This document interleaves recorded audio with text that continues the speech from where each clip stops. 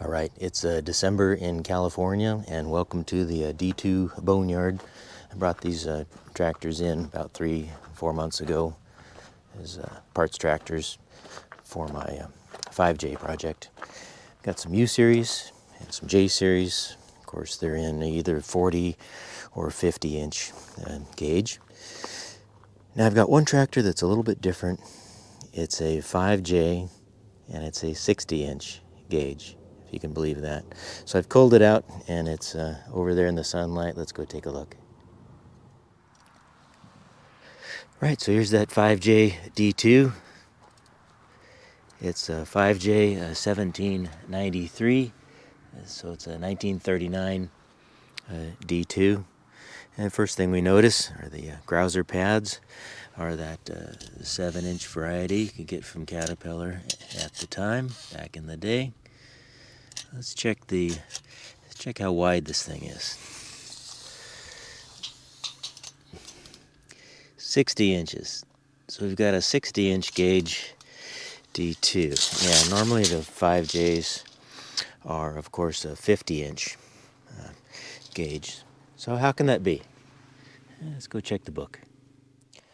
So full disclosure, I've been walking by this tractor for a few months now, thinking what they probably did was they flipped the sprockets around and got themselves a wide gauge. Normally those sprockets are convex, and I thought, well, if they flip the sprocket, then you got that concave. It's going to bump it out another few inches, 5 inches, I guess. But of course, if we look at the J series parts catalog, of course we know that the rear sprocket is on a tapered spline, so you can't just flip the sprocket around.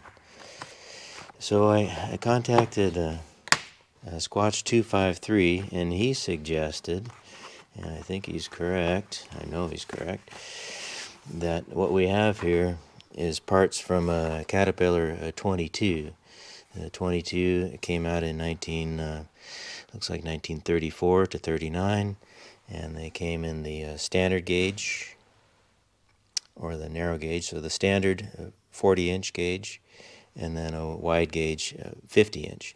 In order to do that, what they did was they have two different sprocket castings. One that's convex outward, very similar to a D2, and then one that's sort of concaved.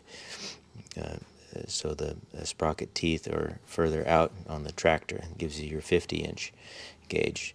So, and just for reference, here's how our normal D2 should look, with the spokes curving back in towards the tractor and not away from, like we have on this other 5J. All right, so back at the machine, take a look at these rear sprockets once again, and sure enough, they do seem to be off a Cat 22 wide. That's the only way this could be.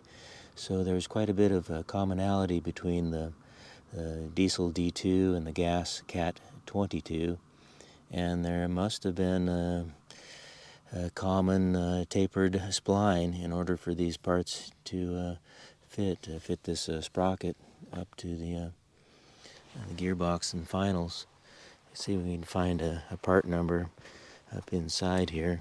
I did find one, and I don't have a parts catalog, so I can't double check it, but this is a 4B279 rear sprocket. Now, in addition to having the wider sprockets, one would have to extend the pivot shaft further. So what they've done here is they've welded, somebody's welded extensions on both sides of the pivot shaft. It would take quite a bit of work. You have to have that all V'd out and bring it back with weld. So that's what they've done. Also, they would have had to have a longer equalizer spring across the bottom of the engine. So somebody did all that work. They really wanted a 60-inch D2.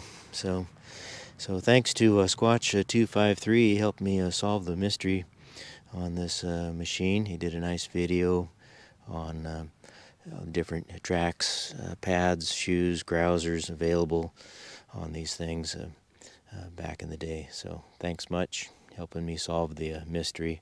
I'll throw a link up in the top corner to his Grouser shoe video. All right, guys, thanks for watching.